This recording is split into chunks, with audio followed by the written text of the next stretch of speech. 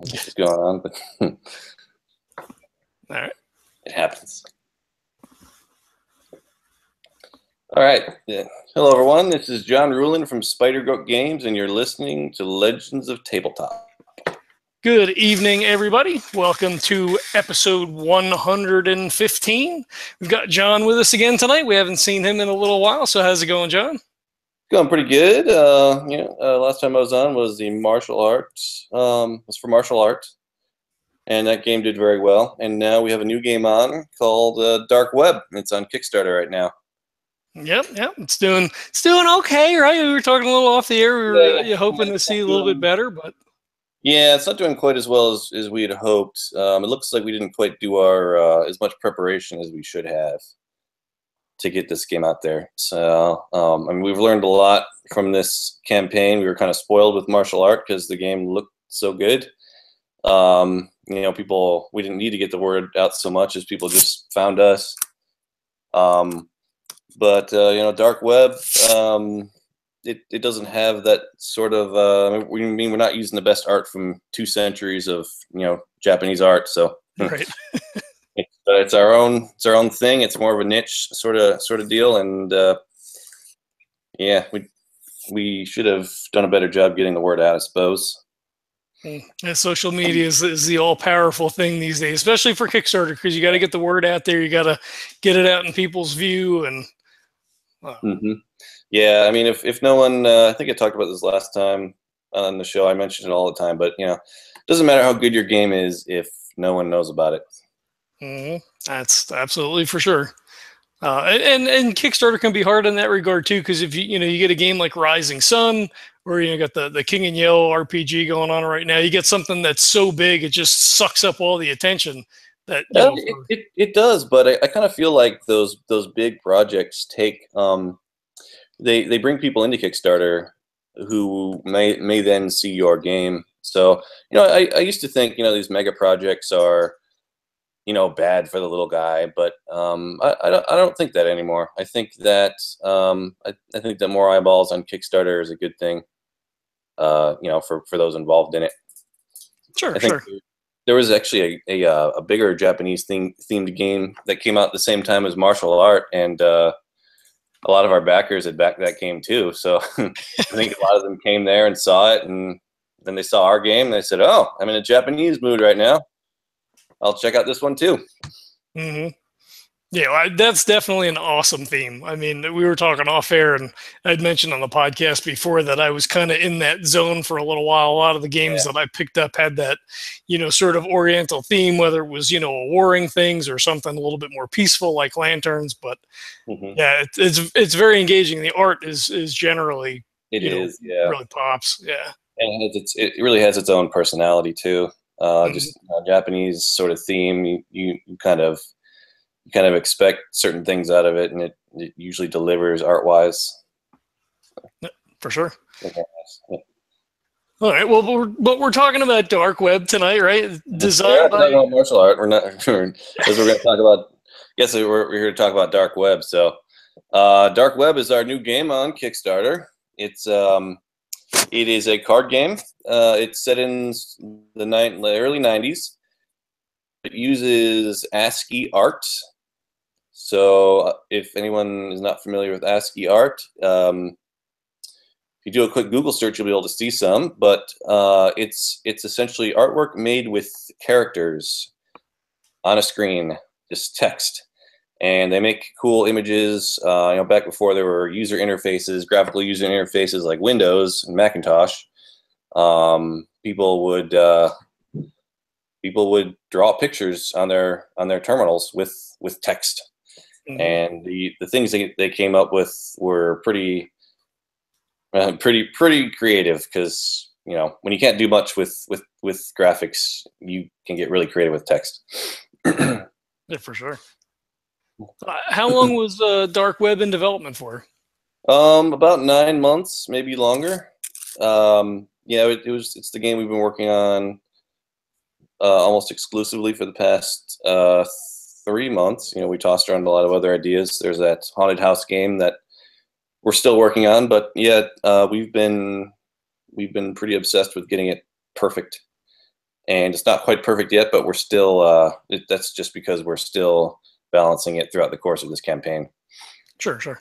Now, do you usually have like a couple of things that you're working on until you kind of get closer to this point where you're either ready to get on Kickstarter, you're on Kickstarter, and then attention kind of shifts away from other projects? Or Yeah, when we have, we usually have several projects going at once, and then when we decide we're going to publish something, we focus on that thing and try to make it as good as possible.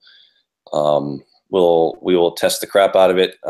We try to get it to that point where everything feels smooth, nothing is clunky. It's just really streamlined and really easy to play. The easier to play, the better. It's always a plus. All right, the Dark Web was designed by Adrian Mars. Art was by, I have a note here somewhere. Daniel Barnett. Yep. Now, what have you had like any response in regards to the art? Has anybody reached out to you like, oh man, that gets me in the feels? I'm a kid, grew up with dial-up and all this kind of stuff. We've had some people say, it's well, I opened the box and it felt like 1987 again, and that's what we were going for, that retro feel. Well, there are also a lot of people who don't seem to like it. So we had vetted it a little better before the campaign by posting it to people, because there are certain things. For example, we have this like matrixy background on it. We all thought looked really cool, but a lot of people decided or didn't think it looked very good on that sort of thing. Kind of made it look muddy, and so that's a thing we're gonna remove from the final artwork. And, Okay. and people were saying when it's printed out on a card, it looks really good because you can see it and you look at it like, oh, those are little characters. It's not just another 8-bit graphics game. Right. That's been so common recently. You can actually look at it and see all those are little characters. Those are letters, and they're actual words in those a lot of those pictures there if you look really closely. But our Kickstarter images didn't embellish that as much as we had hoped, and so to a lot of people, it just ended up looking sort of muddy. So yeah, I mean, this Kickstarter campaign has been a learning experience for us, even though we've already run 2 successful campaigns. And so yeah, we've been responding to backers and people on Board Game Geek and such about the artwork. And it would have helped if we had done this earlier, but yeah. Well, go ahead. I was good. Good old lag. You go, John. Okay, so I was going to say that art, as integral as that is to a game, still you're not going to appeal to everyone necessarily with any art. So I mean, in Japanese things, like people are like, I don't, it doesn't affect me in one way or the other. So you're just not going to capture some percentage of the audience just based on the reaction to the art. Yeah. I mean, a lot of people don't like Japanese art. A lot of people don't like ASCII art, and so I mean, it feels like the niche for ASCII art's a bit smaller than the Japanese art niche. But it's been really interesting to see all these things that we should do better with our next campaign. I guess I'll take this opportunity to say that we're thinking of pulling the plug on this one and moving it down the road a couple months to do these things. We're still reconsidering, but we didn't get the word out very well. We only have 50 backers right now, and we're a week in, and that's not very good. And I think we're going to keep the art, but it just needs to be presented better. Because, like I said, when it's on that card, it looks fantastic, and you want to look at it and read it, and you want to see all those little characters because it's there's little characters there. It's not just 8-bit art, but when it's on the Kickstarter page, I mean, it looks good to us because we know it's on it, but to other people, it just looks muddy. Right. So, it doesn't pop quite as much. No, it doesn't pop quite as much as we would hope. So we're gonna continue to evaluate and reach out to people and get more feedback, and we'll see where it goes. Okay. I was going to ask you, and you know that we've kind of got this up, but you know each game has a life of its own, and you know, like you said, for martial art, kind of sold itself and did really well. But, you know, what has been the thing that's sort of thrown you for a loop for this new one? It was just, and I don't want to say a lack of preparation. It sounds like you guys aren't, you know, Yeah. doing your job 3 Kickstarters in, but what's kind of like knocked you around on this one to say like, what, you know, what happened here? Well, I mean, I think the main thing was, I mean, there are two things really. There's our marketing and our presentation of the art. So, I mean, we had a big email list, you know, a few hundred people from martial art, and you know, that was our main marketing thing that we used. And it turns out, you know, not many people who are into Japanese themed historical artwork are going to be into, you know, ASCII character art and computer hacking. So, so that went wrong. We just really needed to also generate more buzz. You know, starting months beforehand, we barely did any. And then yeah, the other thing we should have done was put the art up for other people to look at and really to really point out what they thought could be improved with it. And we've done that this past week and gotten a lot of very, very good feedback. So we're already working on it right now. And so when you do prepare, do you do like, you know, we have a pretty strong gaming community here in Tucson. We've got, you know, 4 or 5 different, you know, game stores and, you know, conventions in the area and everything. Do you get out, you know, outside to the stores and things and play test? Like, you know, Isle of Games is the one that I usually go to. You have, you know, Heroes and Villains and a couple others. Yeah, yeah, we do. We've been play testing it with people at Tucson Games and Gadgets and Isle of Games, and yeah, it's gotten phenomenal feedback. It's probably, I mean, gameplay wise, it might even be better than martial art. I mean, and I thought, you know, of course, we all think martial art's great. It's a bold assertion. But yeah, it goes back to that whole thing of you see that card in person versus on the screen, it looks totally different. So we that's where we fell through, I guess, with play testing and things like that. Right. Or not play testing, but rather, you know, putting the game out there. Right, right. And what was the initial genesis for the game? Is it just kind of like that nostalgia of, you know, like early 90s, you guys sitting around watching The Matrix one night, you'd be like, you know what, it'll be a good game? Well, we tend to generally design with mechanics in mind first. As I mentioned, I think I mentioned last time, martial art was originally a European theme, and then we realized that, you know, European medieval art's really bad, and Japanese medieval art's really good. And so this game didn't actually have a theme until we thought up. Someone mentioned computer hacking, and then someone else mentioned ASCII art, and we're like, "Whoa, that'd be really cool!" Because you know we're all a bunch of nerds. We like ASCII art, and yeah, and so that's where it came from. We had this. Adrian came up with this game that was very, very raw. You know, it was nowhere near being ready for publication when he first brought it to us. But then we started to mess around with it and develop it, and moved into that hacking ASCII art sort of deal. Cool. And you were the producer for this one. What does that entail? Different than say the developer. Obviously we know what the difference is between that and the designer.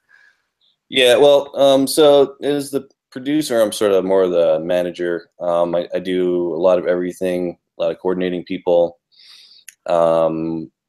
getting quotes from manufacturers, organizing logistics, communicating with reviewers and such, and press. But you know, like I said, we didn't do enough of that.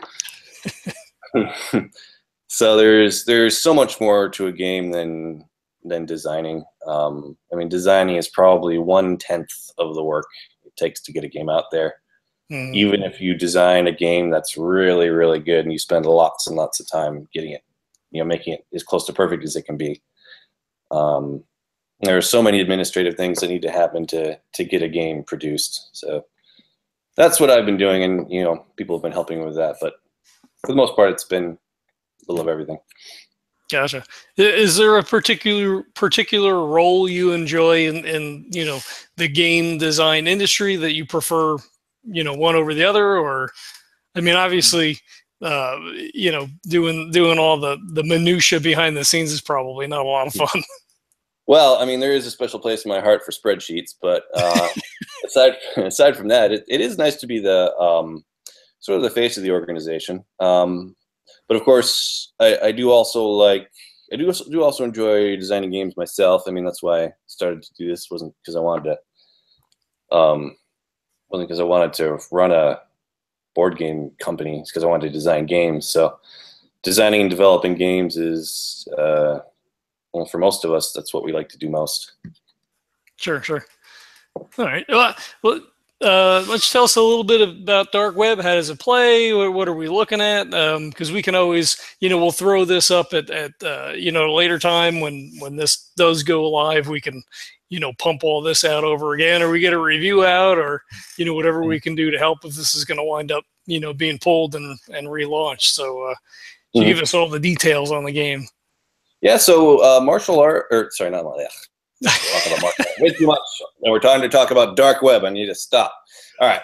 So Dark Web is a game about computer hacking, and it's about pushing your luck, and it's got a trader aspect to it. And so essentially what's going on, the premise is you're a group of hackers, and you're trying to hack into this evil corporation, because corporations in games are always evil, and you have to take them down. And so to do that, you have to find incriminating data files to show the evidence that they're illegal and unethical activities. And so the way that game plays is you're all on the same team, but of course there might be a traitor who, in this case, would be corporate IT, watching out for you guys. And so you don't know if there's a traitor, and you don't know who it is, obviously. And the way the game works is there are 4 rounds, and each round you dig into the servers. You draw cards, and you try to match symbols, and you work with your teammates to match symbols, because you don't score points for single symbols. You have to match at least 2 together to get a point. And so you have to trade with people, and you have to there are cards that you can let you sort the deck, sort the top cards of the deck to put things in place for people to get. All while being aware that you might be giving away points to the trader, the corporate IT player. So it's not quite as much of a social deduction game as like Werewolf or even maybe Camelot, but there is that aspect of has this person that I'm about to give this card to, or these points to, done anything that would make me suspect him of being on the other team. Right. There is, though. I mean, there is some inherently, right? Because I mean, you pick up your cards and you could just lie about everything. Be like, oh, I've got, the accounting. I've got, I've got human resources. Who can I help? Who has a match? And meanwhile, you're the IT guy. Yep. Yes, and the most effective IT players are actually very good at that. You draw a virus, and it's, a virus is bad. It doesn't, you don't want to tell them. You say, oh, I just drew accounting. So, if anyone has accounting, give me accounting. Right. And you have to play it really well. You have to tell this really intricate series of lies, because you have to remember what you said you had. You can't just look at your hand and say, oh yeah, I have accounting. You have to, remember that virus was supposed to be accounting. So, right. there's definitely that aspect to it. Cool. It takes about 30 minutes to play. It's for 3 to 5 players. Yep, 3 to 5 players. It was originally 3 to 6, but it didn't quite work with 6, so we dropped that. We're hoping to get it to work with 6 again, but for now it's just 3 to 5. Okay. The round counters are really cool. It's like a little digital readout. It starts at 4, counts down to 1. Yeah. 4 and 3 are green, and 2 is yellow, and then 1 is red, which I thought was just neat. Kind of caught my eyes. I was, going through the how to play. I thought that was pretty cool. Yeah. It's fun because it feels, it's like time is running out before, they lock us out of the servers and we can't get in again. Mm-hmm. Oh, and speaking of which, the reason it's a push your luck game is because when you draw a card, you might draw a lock, and then if you all of you together draw 5 locks, and there are 5 locks showing, you all lose everything you've got in that round, and you know you might have 3 points in your hand, but it doesn't matter if you didn't get out fast enough, then those points don't count. You have to disconnect from the round and save your data for those points to count. So if you bust, you draw 5 locks. That's all those points are gone. Right. It becomes very exciting. Yeah. It gets tense as you get more and more locks. Yeah, because you always have that sort of that's sort of thought in your head. You know, like that decision to make. Do I push it? You know, I have 1 of each symbol, but only 1 point, but there's 4 locks showing. Do I want to draw that other card? Or, you know, like if I draw this card and I don't go out right now, maybe my player to my left who has 3 points in their hand might not be able to bank it if I draw a lock. You can actually draw multiple locks in one turn. So even if there are 2 locks showing, you can draw 3 locks in a row. It's not likely, but it can happen. So constantly decisions you have to make to play optimally.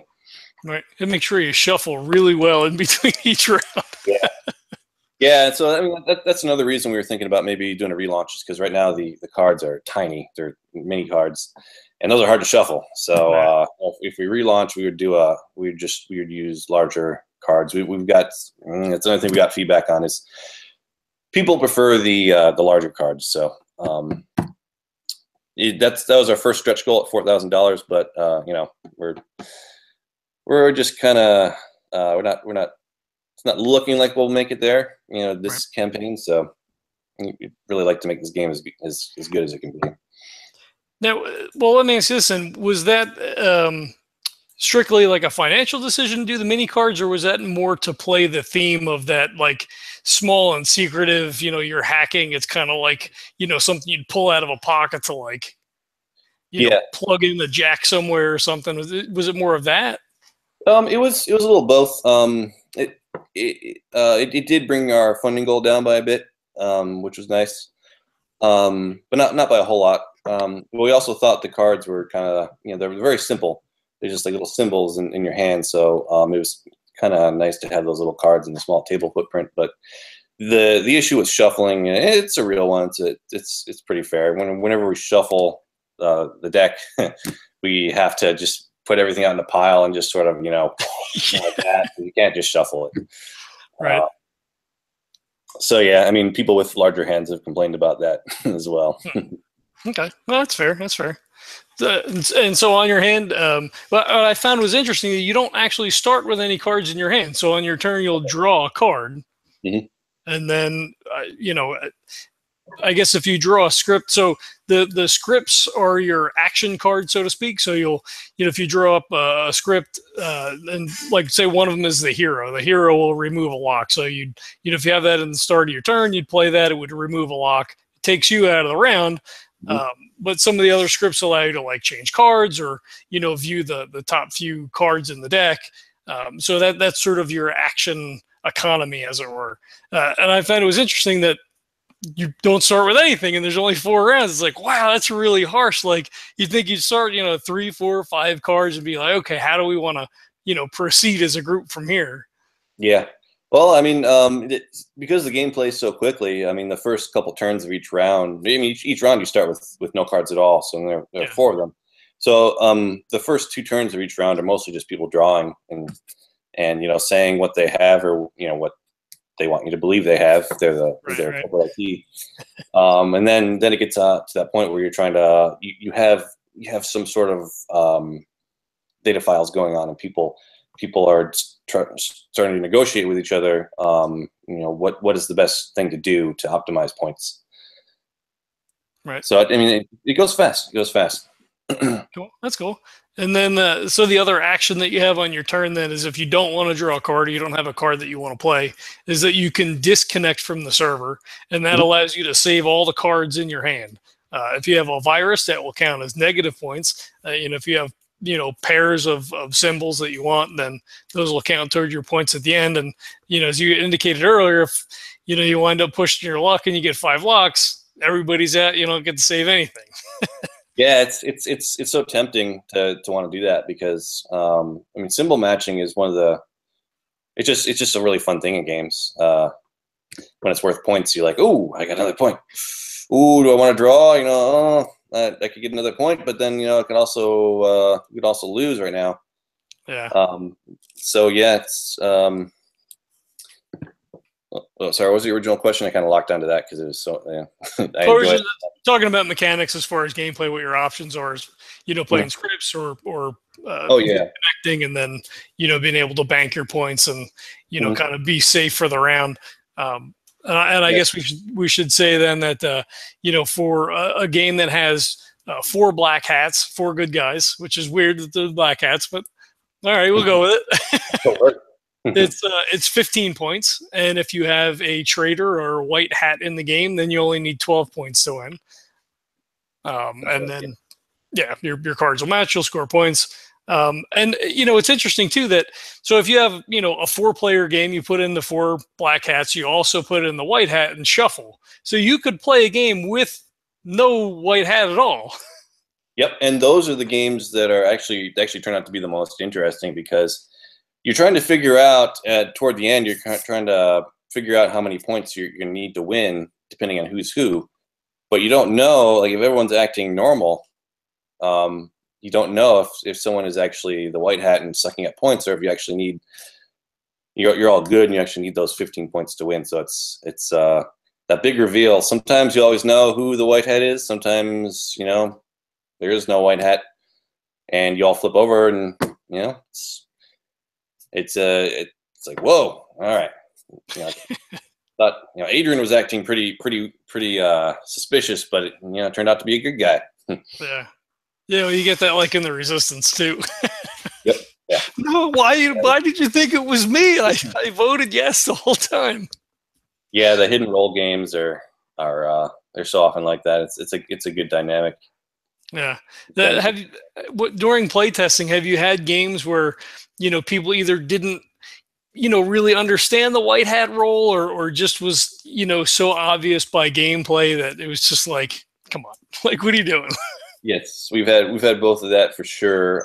Sometimes there's a really good play that the white hat can do on turn 1 or 2 that will cost the hackers a lot of points, but it'll out him immediately. Just irrefutably. For example, you use a sort script and you say, all right, there's a lock on top, so don't draw from that server. And then the white hat just goes, oh, okay, and just draws it. And then well, we just lost 5 points, but we know exactly who the right white hat is, so we can play around him for the rest of the game. So yeah, the games end up very different, depending on sort of when everyone knows who's who. When everyone figures it out. Sure. And you could remove the white hat and just play all black hats. I mean, you'll know how many points that you need, but it's still, challenging in itself because it does have that push your luck aspect that, just because there's not a traitor doesn't mean you're going to win anyway. Yeah. You could definitely do that.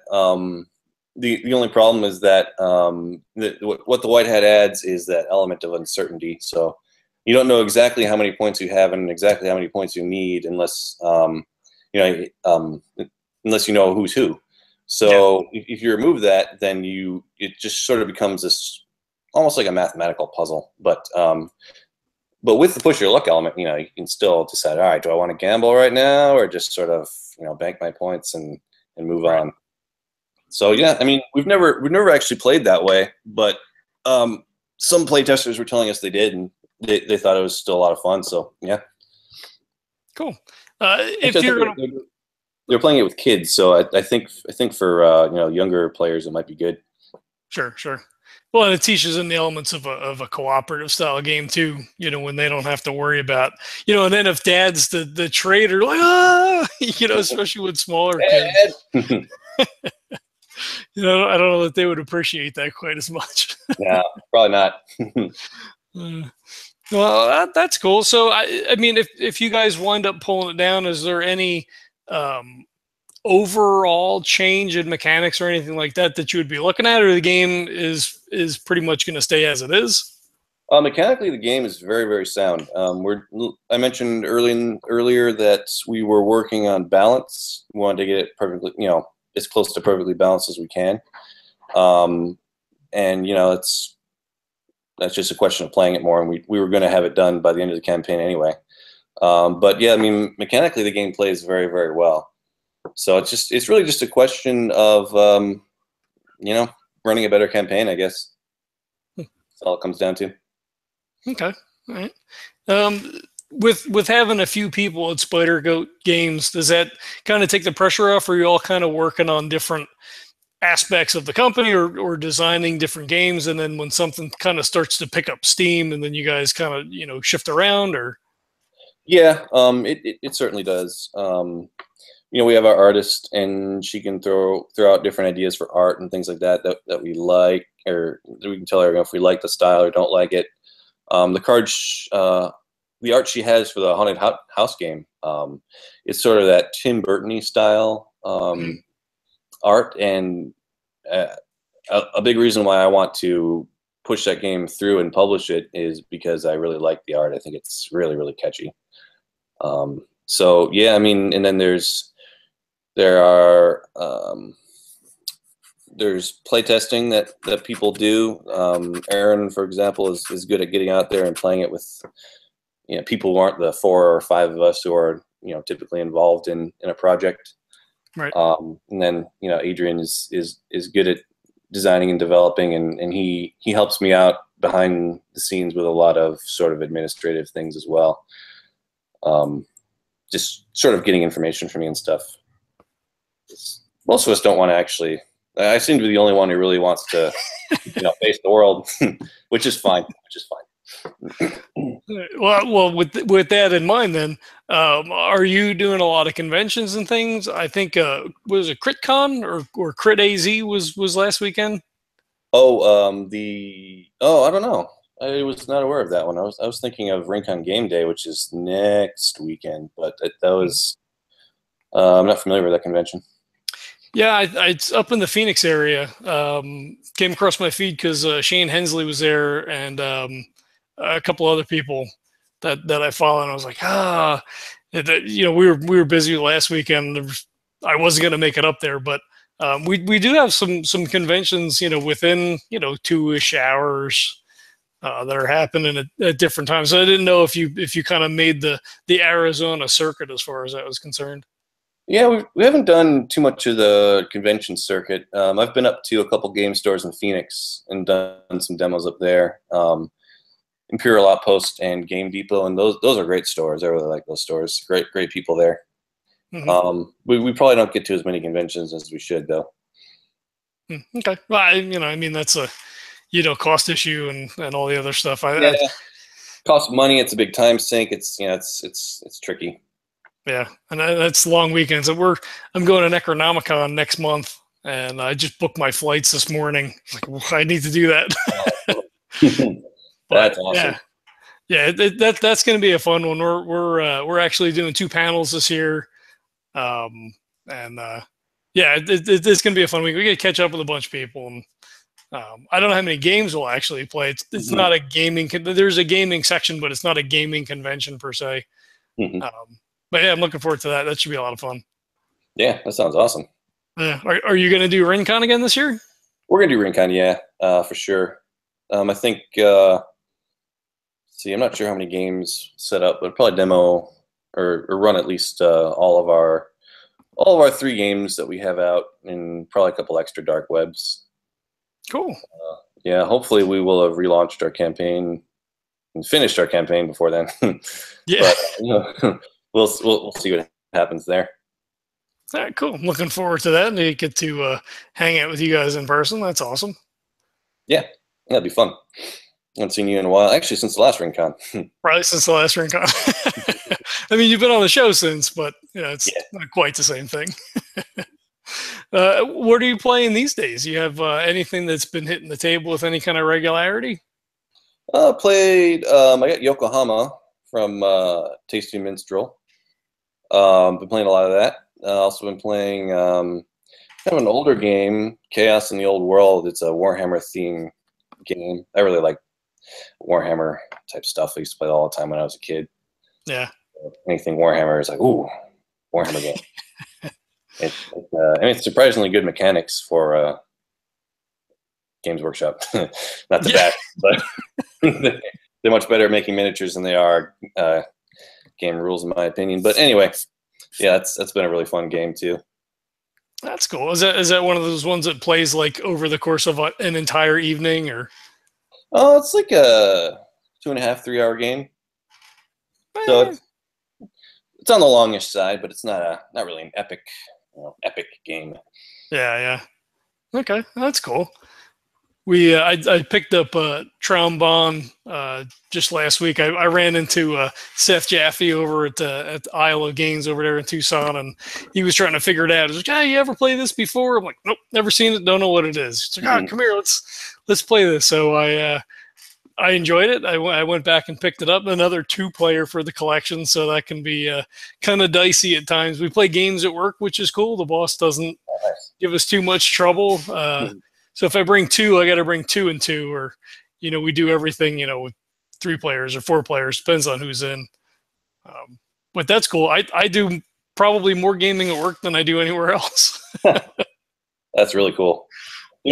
Seth, he's got that Crusaders game on Kickstarter right now. It's doing very well. Yes, I'm a backer at the Deluxified level. Mm-hmm. Yeah, me too. Did you get to play test that game with him at all? I hadn't, but he's coming on the show next week, so plug for next week. Seth's coming on the show on Friday. So I'd asked him if he was going to be demoing in between now and then. And he was like, "Well, I could get it back from Lance." He said, "Well, what's your schedule like?" I said, "Well, whatever you tell me what's good for you." He said, "Well, RocketCon is Friday. I think I could get you in." And I'm like, "All right, that sounds cool."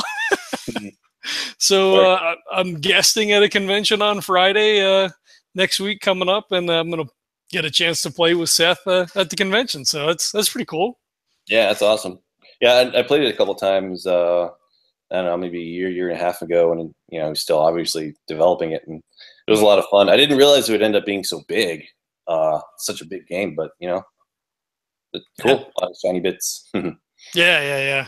Well, especially with the Deluxified version, you get the metal coins, and you get the silk screen on the wood pieces, and all the extra little bennies. So that's nice, and they do quality. They do quality work. I mean, I've never seen a bad Tasty Minstrel game. So.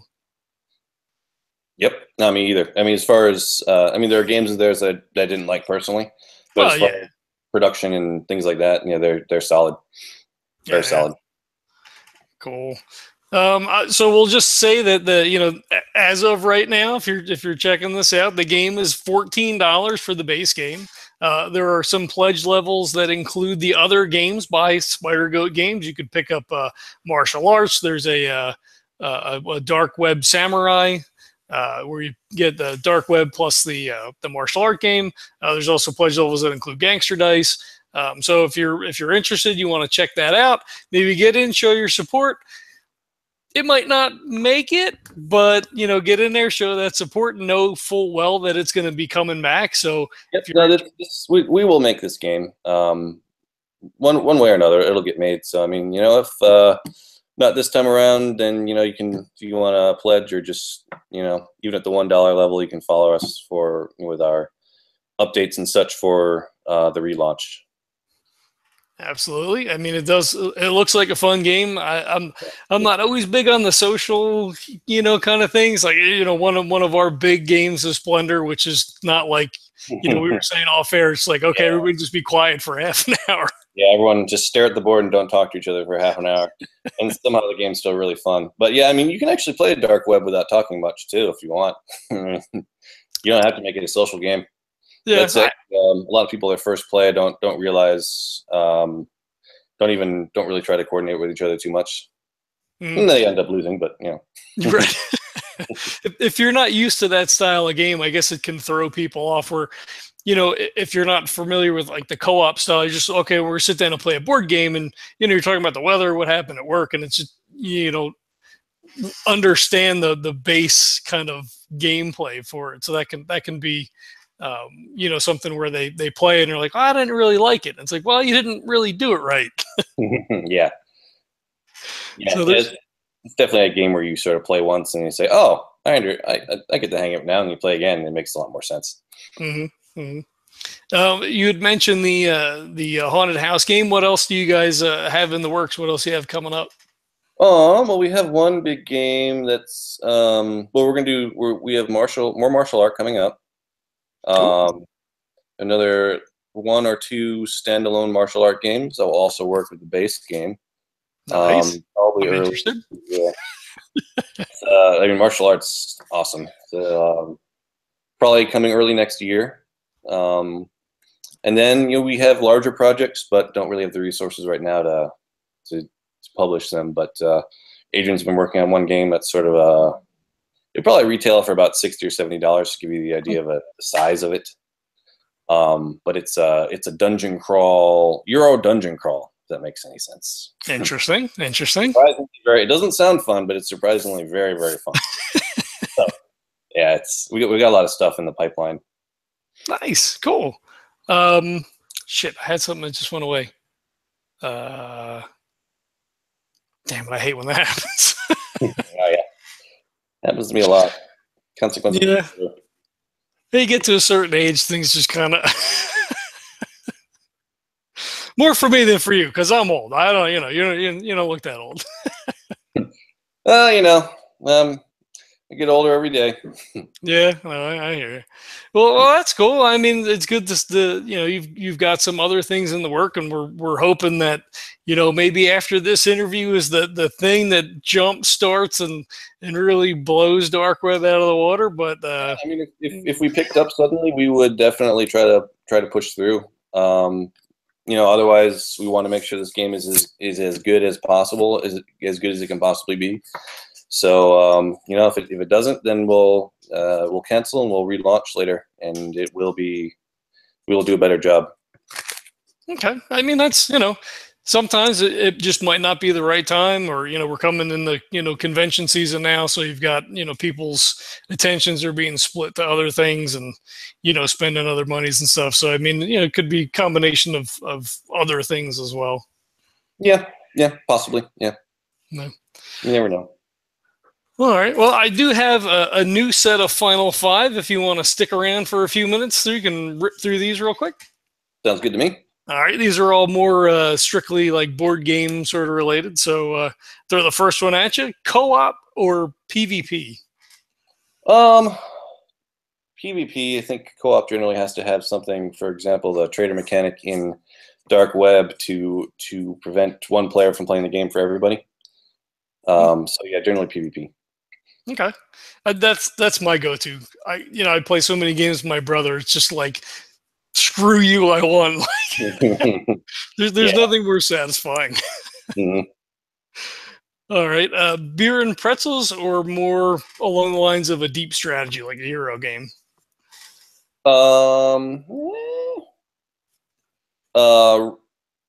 Rephrase the question. Are we talking about actual beer and wine, or are we talking about games? No, like a beer and pretzel style game. Something that's, quick gameplay, 15 minutes, small footprint on the table. I can definitely go both ways with that. I like basically all kinds of games, from, the little, there's that Joking Hazard, Cyanide and Happiness game that's basically just Cards Against Humanity with comics. And then I could also play, Rune Wars for 5 hours. So I do it all. All right. If you had the choice between Rune Wars for 5 hours or say like a session of D&D, which way do you go? Well, I like to DM, so if I'm DMing, I would probably do that. But otherwise, Rune Wars. All right, that's fair. We touched on this one earlier, but designer or developer? Subtly different. Yeah, probably designer. Okay, more fun, right? Yeah. But you can't, can't always design. Yeah, well. Small cons or large cons? Small. So yeah. Me I too. like RingCon. RingCon's great. Yeah. Yeah, it's the same, 500, 700 people for the whole weekend. You just keep running into the same folks and playing games. You get Gen Con is, the experience of Gen Con, but yeah, I have not been to Gen Con, but it sounds. I mean, it sounds really, really amazing, but it also sounds a bit stressful. yeah. All the people. I mean, it's nice to be able to get to like for us for the podcast. You know, we talk to so many people, and everybody's there. So to get an opportunity to get out and meet everybody in person, be like, we talked to you about so and so. Like that's cool. But That does sound really cool. It's a lot of people. Yeah. Didn't they have to limit it to 60,000 people because Indianapolis, I think, right? That's where it is. Yeah. Yeah, it can't. They don't have the hotels and infrastructure to support more people than that. I don't know if they. I think last year was the big. Like as every year previous is bigger than last year. I don't know. I mean, there must be some maximum. I mean, they only fit so many people in the convention center and that sort of stuff. But yeah, I'm not sure. It wouldn't surprise me if they had to at some point. I mean, you can only get so many people. It's really cool how board games and tabletop games are just exploding these days. No, it's definitely awesome, and it's cool for me to be in an ancillary fashion related or invested in some way to kind of help and promote that by having guys like you on talk about the cool games that you guys are producing and sort of try to help get the word out for the little guy to be like, hey, these are cool things too, and you need to go check them out and back them. Yeah, for sure. Yeah, it's cool. It must be cool to be a part of it because you get to talk to people like me and you get to talk to people like Seth. So all kinds. Yep, we're all over the spectrum. All right, and the last one I have is celebrity. I don't know if you're a podcast aficionado, but celebrity podcasts versus Joe Blow in his basement. Joe Blow in his basement. All right, that's where I'm at. Actually, technically, I'm in what should be my dining room, but yeah, it's interesting with the resurgence of board games and geek culture and Big Bang Theory, which whatever, but to have that sort of spotlight on nerd things now. That you've got people like Brian Posehn and Matthew Mercer and all these guys out there doing podcasts, and some of them are good, some of them are not very good, but they suck up a lot of those viewers, those people who want to interact and experience that. And yeah, I mean it's whatever. I wonder internally sometimes if it's a good thing, like you say, with the big projects with Kickstarter, brings people in the door and then maybe introduces them to some smaller podcasts or whatever. So yeah, I think I mean people's podcast time is going to be limited, I suppose, just like the way their gaming time is going to be limited. But if someone hears about some celebrity who has a podcast, they don't listen to podcasts, they might start listening to podcasts. So yeah. It's a foot in the door. It is, yeah. Awesome. Well, I appreciate you coming on. I wish that you guys were in a better place right now with the Kickstarter, or we were hoping to get you on and you'd already funded and you were smashing through stretch goals, and we wanted to just kind of help you ride that wave, but I guess that's not where we are. Yeah, not quite, but it's we have a lot that we can improve on, so we've learned a lot from this. Cool, and that's a takeaway there. I mean, you come back stronger than before. You apply those lessons, and you make not that you make a better product because it's a good product, but maybe present it in a better fashion. Yeah, I mean that's what we're looking at, the presentation. Yeah. Really all it is, in the case of this game. Right. So we have links in the show notes. So like I said, go and check it out. Pledge your support. Maybe it'll pick up from here, maybe not. You bookmark it, come back. It's going to be coming out later. Already had 2 successfully funded Kickstarter, so it's not like there's some unknown quantity here where you have things to worry about. So yeah, we've successfully delivered 2 on time, and everything close to on time, maybe like a month late, but everything we delivered was what we said we would, and it was and we know what we're doing when it comes to at least production fulfillment. Marketing, not quite so much. That is the tough part. Yeah, very tough. Yeah, the social media stuff just sucks your hours away out of your day. Yeah. Cool. Is there anything else you want to talk about? Anything else you want to throw out before we get out of here? Nope. I think we covered a lot of good stuff. I really appreciate you having me on. Absolutely. I appreciate you coming on. It's always a pleasure. You coming back means I'm doing a good job because you wanted to be here. So that's awesome for me. Yeah, definitely. That's cool. We've got links for everything in the show notes. Even if you don't back the Kickstarter, even if the Kickstarter gets pulled, check out Spidergoat Games. They're on Twitter. They're on Facebook. You check the website. All that stuff is in the show notes down there. You can also find links to this on our awesome website. It's legendsoftabletop.com. We're on Twitter @legendstabletop. We're on Facebook, iTunes, hopefully SoundCloud. I don't know. They're going bankrupt, so we may be looking at some other solutions for podcasting. We don't know. Hopefully they get bought by somebody. We're on the Podchaser beta, so if you want to get in there, you can use code Legends of Tabletop, all one word. Get in there, leave us a review. We'd appreciate it. That helps us out tremendously. Same thing for iTunes or any of your other Podchasers, catchers, wherever you're getting your podcast from. Leave us a review. We would totally appreciate it. We hope to see you out at some conventions. We're going to be at Necronomicon. Maybe we'll see you there. Buy Birds Coffee. Send Neil an email. Tell him you want the Legends brew. We have to finalize all that stuff. But anyway, Buy Birds Coffee sponsors the show. It's fantastic. I want to again thank John for coming on and talking about Spidergoat Games and all the cool things that they have going on over there. Yeah, lots of cool things. Thank you very much. Absolutely. Awesome. Thanks, everybody, for checking it out. Thanks for Jeremy for popping into the chat. I know we didn't get a chance to chat tonight, but I appreciate you being there, buddy. Thank you so much. And we'll catch you all next time.